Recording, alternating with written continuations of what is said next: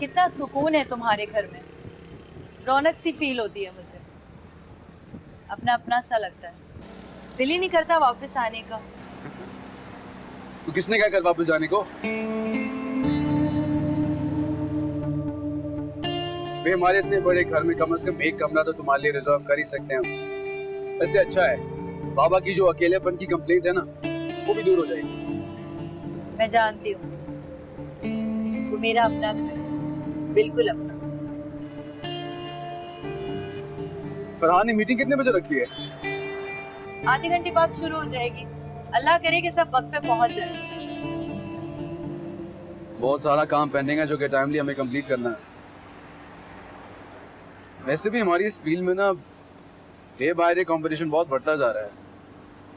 नए से नए लोग आ रहे हैं जो कि बहुत अच्छा काम कर रहे हैं। मगर आज़म, तुम सिर्फ तुम हो, और ये बात सब जानते हैं।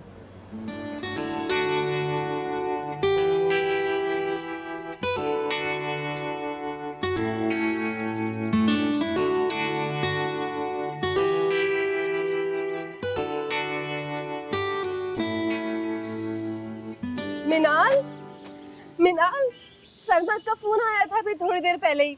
मुझे तो लग रहा था कि वो मुझसे बात ही नहीं करना चाहते, फोन ही नहीं करेंगे कभी। मगर सारा गुस्सा, सारी नाराजगी बकती थी। वो मुझसे बहुत प्यार करते हैं और शुक्र है खुदा का कि उनकी नाराजगी ख़त्म हो गई।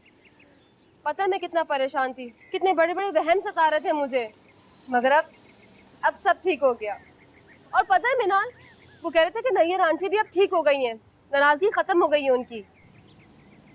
नाराज़गी तो ख़त्म होनी थी। अम्मी ने उनके सारे मुतालबा पूरे करने का वादा जो कर लिया, पूरा इत्मीनान दिलाया है अम्मी ने। और तो और हर उस बात की, हर उस गलती की माफ़ी भी मांग ली जो उन्होंने की नहीं। बेचारी अम्मी, फिर तो खुश होना बनता है ना नैयर आंटी और उनके बेटे का। तो क्या मिनाल, तुम मेरी खुशी में खुश नहीं हो? तो ये समझ नहीं आ रहा कि तुम कैसे खुश हो सकती हो। पूरा घर इस वक्त तुम्हारी शादी के खर्चों को लेके परेशान है और तुम्हें खुशी मिल रही है। यार रूमी, तुम इतनी सेल्फिश पहले तो कभी नहीं थी। मैं कोई सेल्फिश नहीं हूँ। बताओ मुझसे ज्यादा कौन परेशान हो सकता है? एक तरफ मेरी माँ है, दूसरी तरफ मेरा शौहर। देखो मिनाल, जब ये मामला थोड़ा ठंडा हो जाएगा ना, तो मैं सरमद से खुद बात करूंगी, समझाऊंगी उन्हें। ठंडा? ये मामला सिर्फ तब ठंडा होगा जब उनके सारे डिमांड्स पूरे हो जाएंगे। और बहन, उस वक्त समझाने का ना कोई फायदा नहीं होगा। मिनाल,